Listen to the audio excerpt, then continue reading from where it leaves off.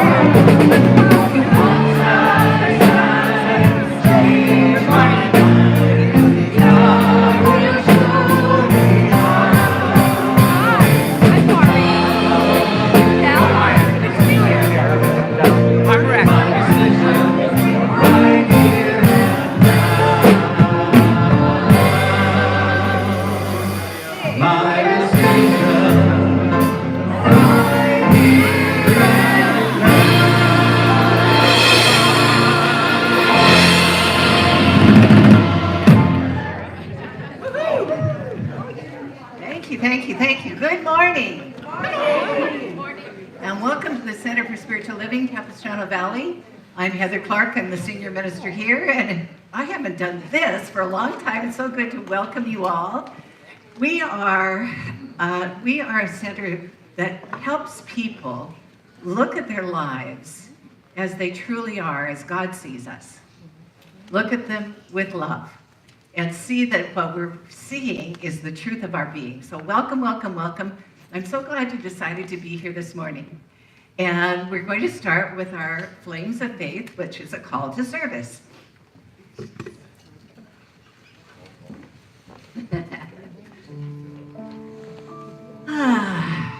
We perform this ceremony to promote the universal consciousness of life, which acknowledges that all peoples and all faiths, all sentient beings, come from the one great universal presence, which we call spirit.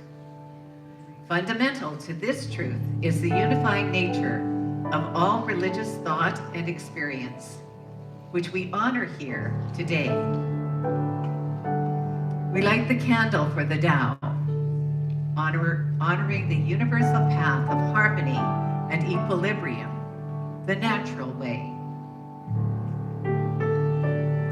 We light the candle for the shamanic traditions, honoring the beliefs and practices of all indigenous peoples, the way of primal spirituality.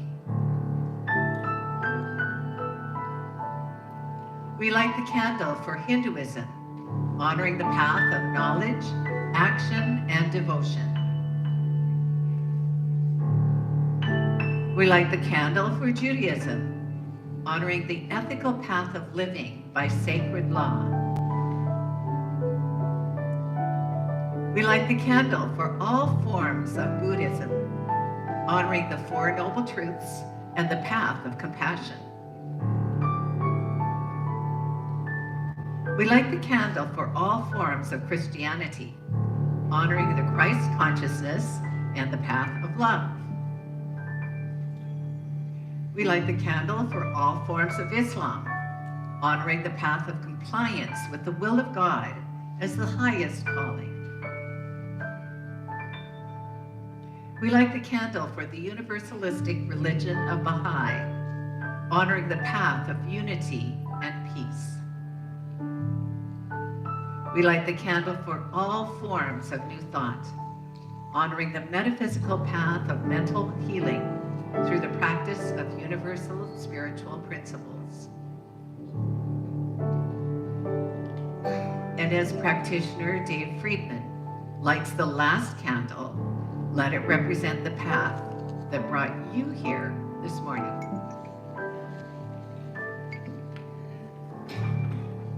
And please join me in prayer.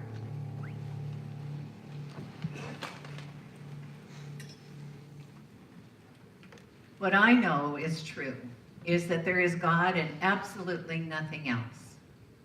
And this one that is the Alpha and the Omega, the first cause of everything visible and invisible, is love. It is wisdom. It is joy. It is that mighty moving power that moves through creation as life, as joy, as love, as awakening. So I speak this word knowing my oneness with this power.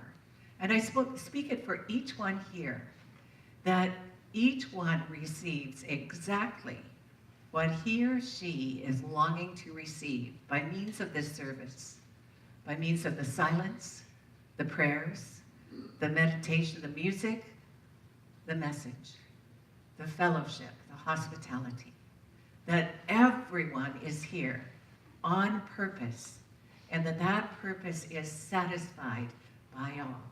What I know is that presence that brought us together knows exactly how to make this occur, how to open our minds and hearts so that we perceive a greater truth than ever before.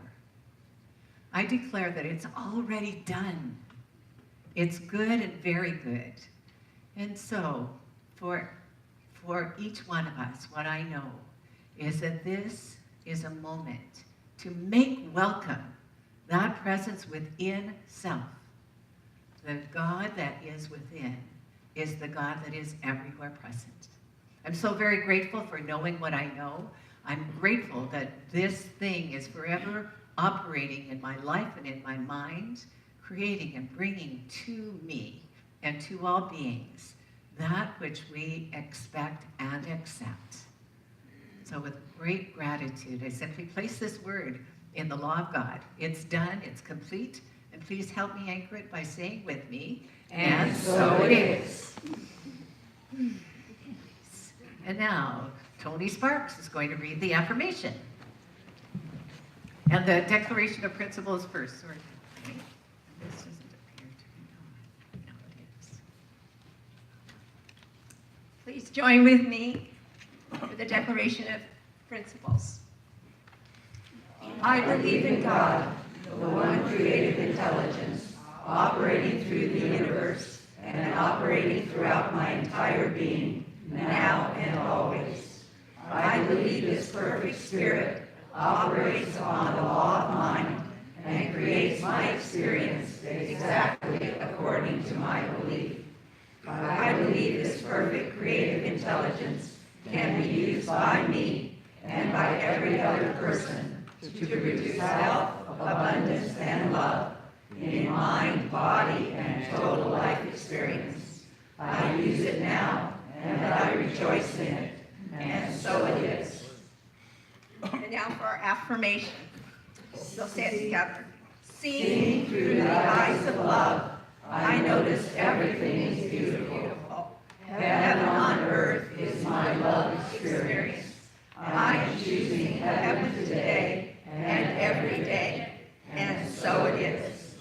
Thank you, Tony, and please welcome Chris Shelton.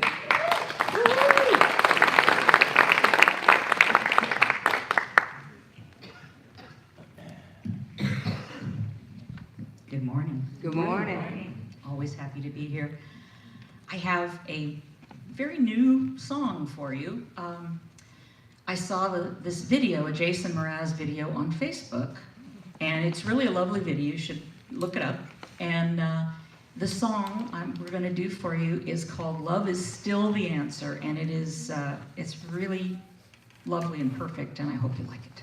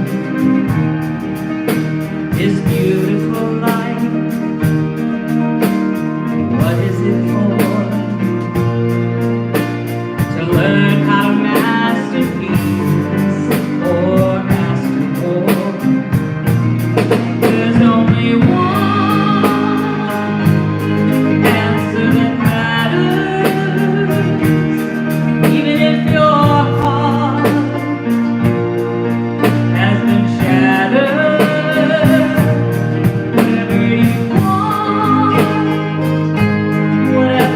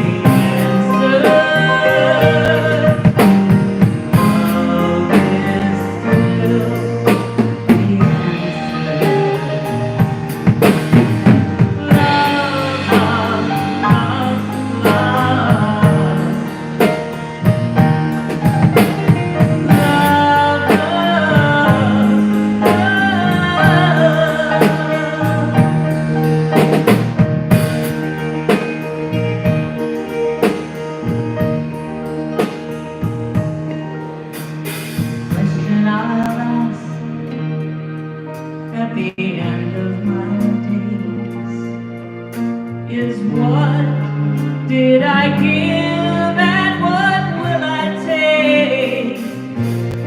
There's only one answer that matters, even if your heart and your dreams have been shattered. Whatever you want, whatever you're after,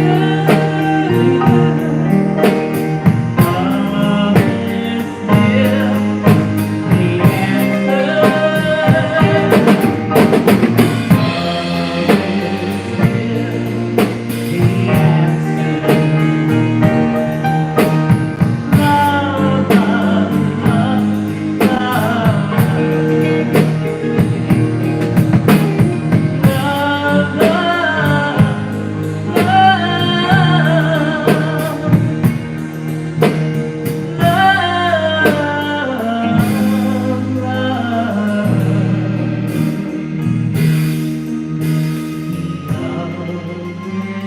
still the answer.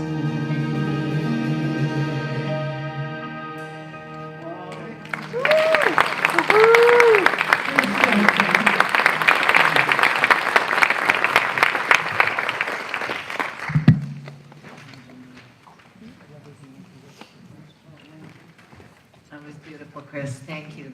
We love Jason Mraz, but I didn't know that much, so that's great. Love is the answer. My message this morning is the honeymoon effect. And just a disclaimer right up front, I haven't been on a honeymoon for 20 years or more than 20 years.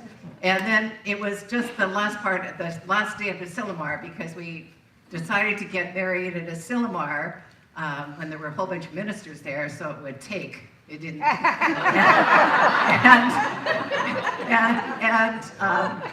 And the honeymoon was, actually it was really beautiful having all of my colleagues that were there and present.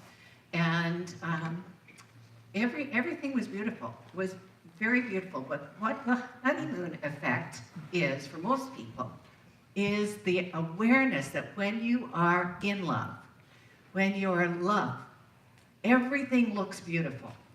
Everything works. Your bodies are healthy.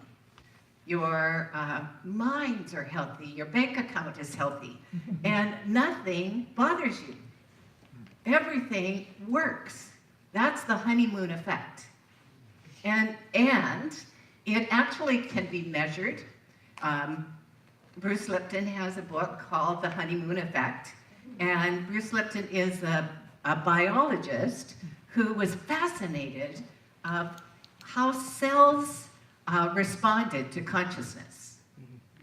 And so he was measuring, and he realized that human bodies are cells.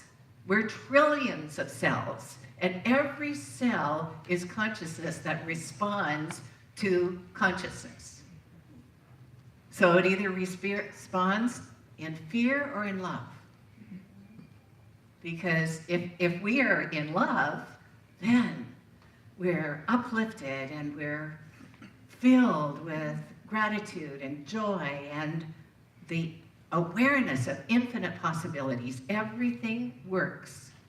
And there's something called synchronicity that takes place so often when you're in that place that you don't even think about it. So the right people show up just when you're thinking about them. You meet someone on the path, wherever you were going. So yesterday that occurred. I went up to the hospital to visit Faith Mackey, who had an operation, and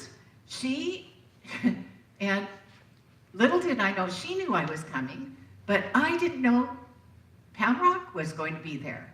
And so as I'm looking for a parking spot, Pam Rock and I, well, we didn't collide, she was not in her car, but saw each other, so we went together. And I thought about how interesting that is, that even though that wasn't a planned connection, it was still love connecting with love. Because we're both there to be in support of one of our members, one of our beloveds, and it was just so lovely. And then later that day, when I missed my connection with my partner, Kathy Story, that we're visioning together, allegedly every Saturday afternoon. And sometimes she's absent, sometimes I'm absent, but yesterday I was absent, and I'd been bragging about my watch, that my watch rings like a phone because it is connected with my phone, but evidently I was so busy on my walk, I didn't hear it ring. I didn't see a message until way later. But I'm telling you about the walk because I often walk the same place. I walk in the green belt around my place. I know a few people in the area. I never meet anyone I know. Yesterday, I met Devin Hollergall, that was a part of this church for a long time, and I saw her a couple of weeks ago at Patty's party. And not only did we see each other, but we walked together for at least 1.5 miles. It was such a great connection. That is what love does. Puts us in the right place at the right time so that we can experience the self, the sacred self that is love. Because you know, you're never seeing, what you're perceiving always is yourself. You're always perceiving yourself. So the honeymoon effect is when you are so filled with love that everything that can go right does go right, and that's what you perceive. And because that's what you perceive, everything that can go right does go right. And Bruce Lipton's idea is exactly like Ernest Holmes, which is then plan to see the good. Plan to see the good. Intend to be loving. Intend that your day be filled with loving kindness. The meditation I did this morning, I haven't done for a long time, and I love it. It's called the meditation. So it's the big meditation. And it's, may I be filled with loving kindness. May I be peaceful and at ease. May I be well. May I be happy. Like, there is nothing else. But then the second part of the meditation is to remember that there are others that aren't feeling well, happy, peaceful, or self-loving. And so to go on to, may you be filled with loving kindness. May you be peaceful and at ease. One of the things I learned from one of my friends who's a yogi with Self-Realization Fellowship, and I know many of you are open to that too. Where did you go? Joyce Fournier, I know that that's part of your path. But the first time I ever had my heart broken in love, it was really broken. It felt broken, it wasn't broken. It was a little torn up. Anyway, I called my friend Sylvia, who's this yogi, and she said, oh, that's terrible. That was I mean, she just reacted like you want a friend to react. And then she said, we'll pray for him. I thought, what? You're going to pray for him?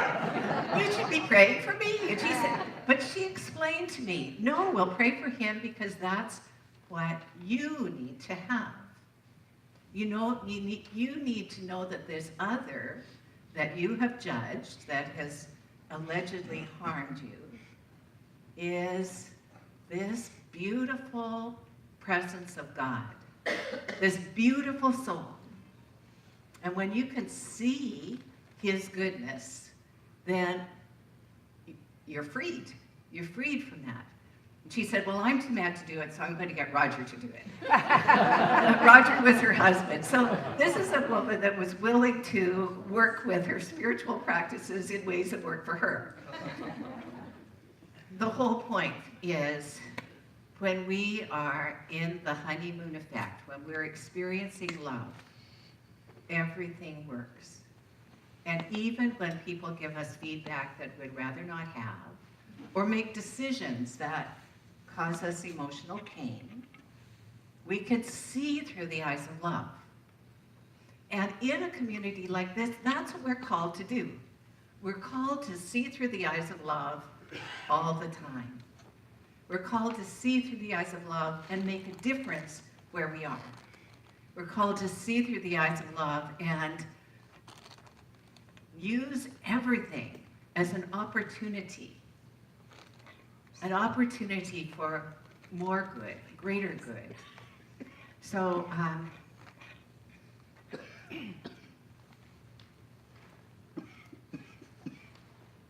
I just realized I was going to start with a joke, and I now have decided not to tell you that joke.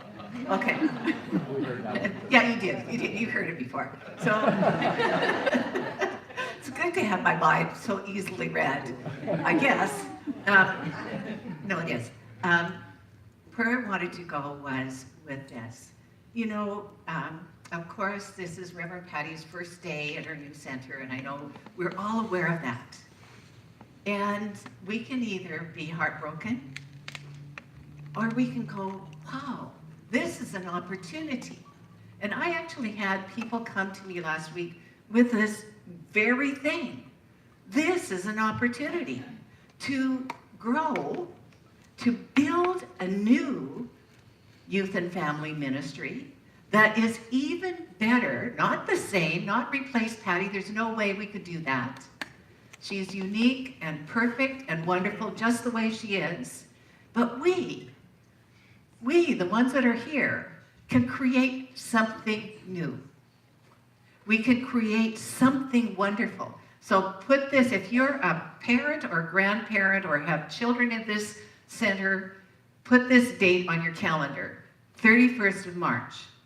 On the 31st of March, we're going to have a visioning about youth church, about youth and family ministry. So what I envision seeing is all of the people who are parents there at this visioning. It'll go till about 1 o'clock. And to see us catching Spirit's highest, holiest idea about what's next. What is next for us? What is it that can happen now? And one of the great things that happened last week is one of the women that came to me used to be part of the youth church, and she hasn't been for years. And she said, you know, I was thinking, I'd like to get involved again. And that's the opening. That's what happens when you see through love's eyes. You see possibilities. Now, I'm not saying that we won't be sad, and there won't be times when we don't really, really miss her. But it doesn't make sense for a center like this to gnash our teeth and tear our hair. We do our grieving, and then we take the next step. We take the next step, and we take it with confidence and love. It reminds me of the story. I read it again last night, and it's a story that you have heard before, but I'm going to tell it slightly differently, of the abbot and the rabbi. The abbey was in disrepair. The old monks were the only ones that ever were in the abbey any longer, and they kind of shuffled along, did their prayers. They were filled, their hearts were heavy, and the abbey was in disrepair. It was dirty. There were places that needed to be fixed, and they did not know what to do. But they had a sense that the rabbi might know. So the abbot knew that the rabbi was in the woods. He said, the rabbi is in the woods, and he went to the woods. And from a long way off, he could see the rabbi with his arms open to him, welcoming him, as if he knew he was going to be coming. And he got to the abbot got to the rabbi's place, and the rabbi just motioned for him to come in, and they sat where the scriptures were, inside this little hut. And the rabbi started to cry. And the abbot cried and sobbed with great, great sobs that he hadn't cried like that since he was a boy. And the rabbi said, I do have a teaching for you, but I can only tell it to you once. So they dried their eyes. The abbot said, I'm ready. What is the teaching? And the rabbi said, the Messiah is one of you. Now, the abbot was thinking, what on earth could that mean? The Messiah is one of you. But he knew he could only say this once, so he went down to the abbey, called all of his monks together, and he said, I can only tell this once. The Messiah is one of you. And each of the monks went away. They thought, well, I wonder if it's Brother Matthew. No, it couldn't be him. Well, I wonder if it's the abbot himself. He's been doing holy work for years. And they went through in their minds the list of the old monks that were still left, and then they thought, maybe it's me. What if I'm the Messiah? And something started to happen. Great respect and kindness toward one another. And with that respect, the chanting became more audible. And people started coming, and the abbey got fixed up. They fixed up this place that it had fallen into disrepair. And they made the grounds attractive and pretty. And people started coming to have picnics on the lawn. Then they started coming into the abbey to be part of the service. And then young men started coming, called to join this order. And the woods were still whispering, the rabbi is in the woods. The end. So here's the thing. The Messiah is one of us. Knowing that God is within each one of us, when we look at one another, what we see isn't someone of a certain age, height, or weight, or any of the conditions that we might have, but seeing the possibilities. Seeing the possibilities in the other. Seeing our life as being this great golden blessing. Yesterday on our walk, at the very end of our street, Las Meras, there's a green space and some little boys, I mean little, 3 or 4 or 5-year-olds were playing t-ball. It was the most precious thing you could ever see. They really didn't know the basics of the game yet, which was just fine. But when one of them, when they hit that ball off the whatever stand and whatever it's called, there was the tee. They were ecstatic. Run, run. Well, they ran the wrong ways, and all of those finer points will come. But why I'm saying that, they knew there were possibilities in them. They knew there were possibilities in them. And the good parents that were there with them were cheering them on, coaching them, helping them. And that's what happens in a community. That's what happens in a community. So,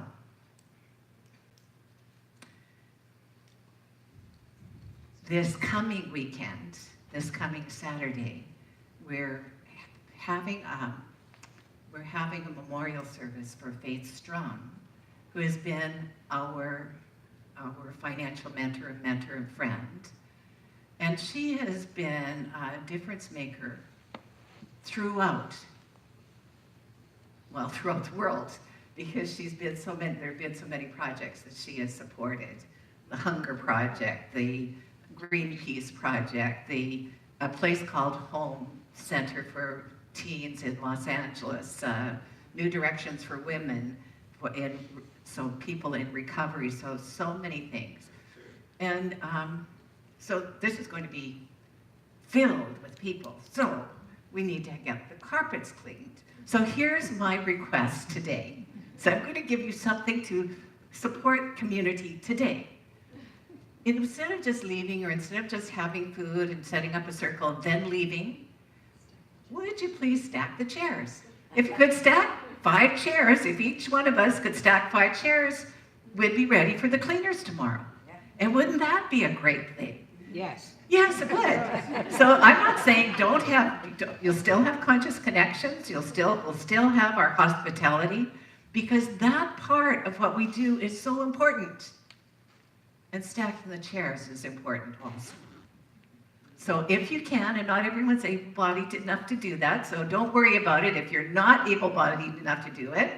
We don't need everyone to make a stack of 5 chairs, but those of us who can are going to. I can't tell you what a privilege it is to share my heart with you, which I do every Sunday, and how grateful I am for each one of you and for the difference you make. Yes, Faith has made a huge difference for us, but she only was able to come at the end, Christmas Eve and Easter, so most of you haven't even seen her for a long time, probably don't even know who she is. But we know each other. And we know that there are so many ways that people can contribute to a community. I want to close by quoting a Hafiz poem.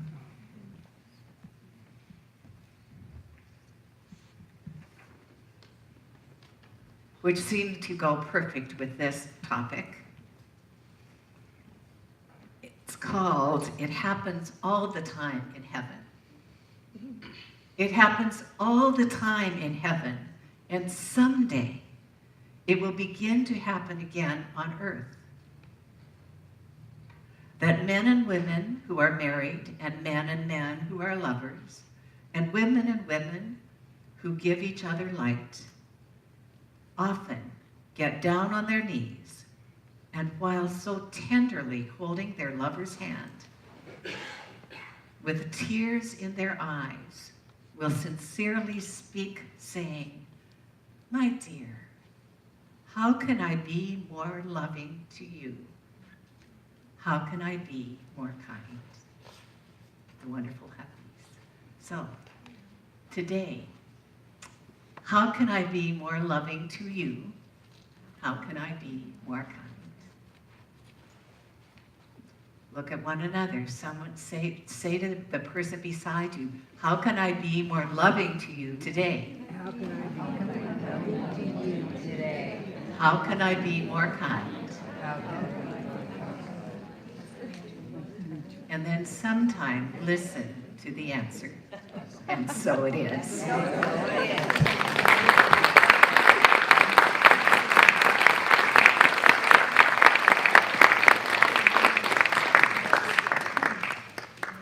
Okay, in this prayer, I'm going to pray for us to have that honeymoon effect in our lives, whether we're in relationship with a significant other or not, but to make it welcome. And I'm going to speak this word in the first person, and it really is for each and every one of us. This is what I know is true. I know that the God of love is everywhere present. And so it is natural and easy for me, as one with this loving presence, to be filled with loving kindness, to know that I am the one that makes a difference, to operate from an open heart and an open mind, to truly be in service to those around me, What I know is that I am greater than I think I am. I am more than I have ever thought I was. And in this holy, holy moment of now, I entertain the awareness, the idea that God is in me as me. God is my real self, my essence.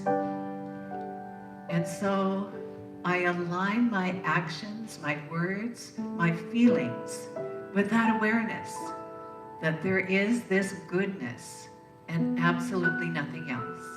I know that what that does, it frees me from stress, from playing small, from criticism. It frees me from judgment, frees me from any of those things. It frees me so that I can and do create the life I love. A life of abundance, a life of wholeness, completeness, well-being, a life of connection, of oneness. I'm so very grateful. I'm grateful, grateful, grateful for knowing who I am, what I am, and where I am. And with my heart filled with gratitude, I simply place this word in the action of law. It's complete. And please help me anchor it by saying with me, And so it is. And now, Chris Shelton.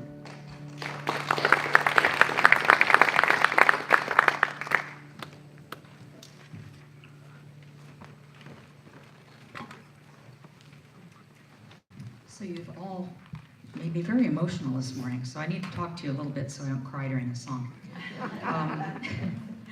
This song is actually from an animated movie called Meet the Robinsons. It's written and performed by Rob Thomas in the movie. And I've sung it in churches many times, but I don't think I've ever done it here.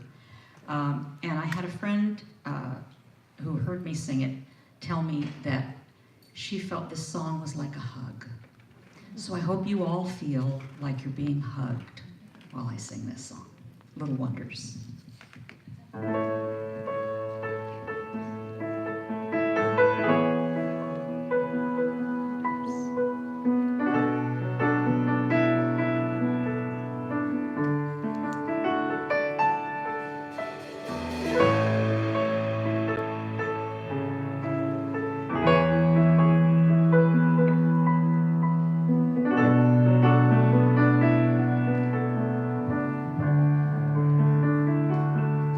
Let it go.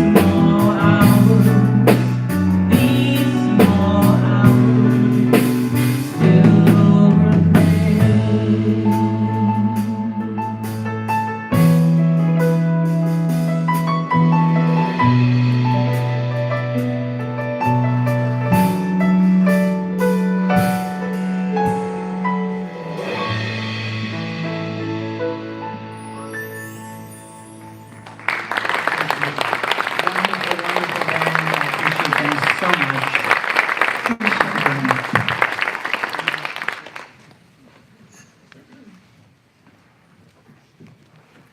Thank you, Chris. It's really beautiful. And we all get to cry. It's time for us to share our gifts, our tithes, our offerings. So if the stewards would come forward. This is a time that we get to be grateful for all of our gifts. And to, with that gratitude, multiply the good in our lives. So we begin by saying our prosperity affirmation together, and then a little bit of silence where you can increase that, multiply that gratitude. And then we're going to sing Blessed Always, and then Diane's going to lead us in some wonderful things. Okay. My offering is my acceptance of God as the source of my supply, and symbolizes my faith in the abundant flow of this supply.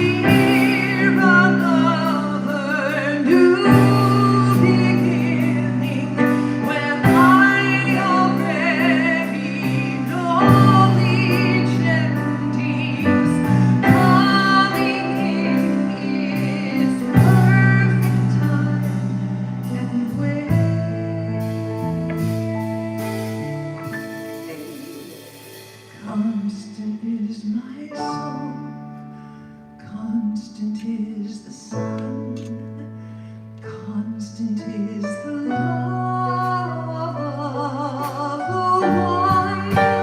I can feel my heart beat like a drum. Mystery ends and another's begun. Constant is my soul, constant is the sun, constant is the love of the one.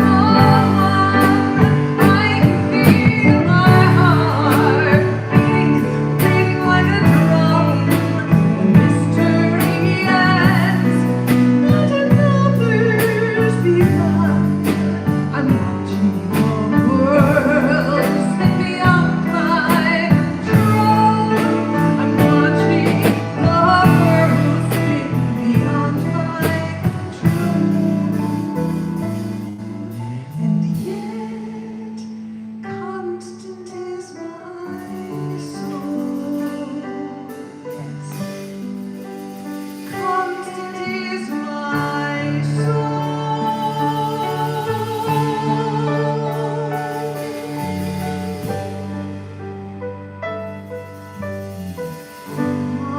Constant is my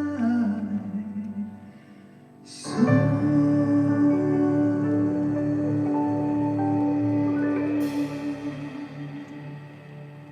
Oh, yeah.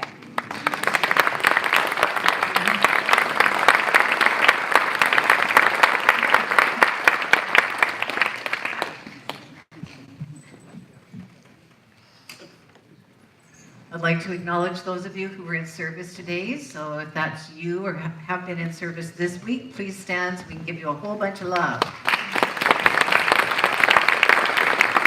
So grateful for all you do and for your consciousness, which is behind the doing.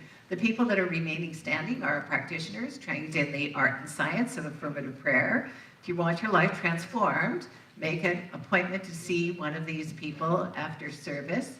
The people who are in service today are Kathy Story, Tony Sparks, Dave Friedman, and Joanne Leone. Let's acknowledge our practitioners. You can stop by the prayer treatment tables or into the Tranquility Room and get a little mini version of what their service is. And I'd like to also acknowledge anyone that's here for the very first time. So if that's you, you could indicate that it's you by raising your hand or... Okay, well, let's affirm each other then. Right on. So, I see the magnificence of you. I see the magnificence of There's nothing you need to fix. There's nothing you need to fix. You're whole, complete, and perfect, You're whole, complete, and perfect. just the way you are, Just the way you are. and just the way you are not. And just the way you are not. Welcome home. Welcome home. So it is. Now, do we have announcements?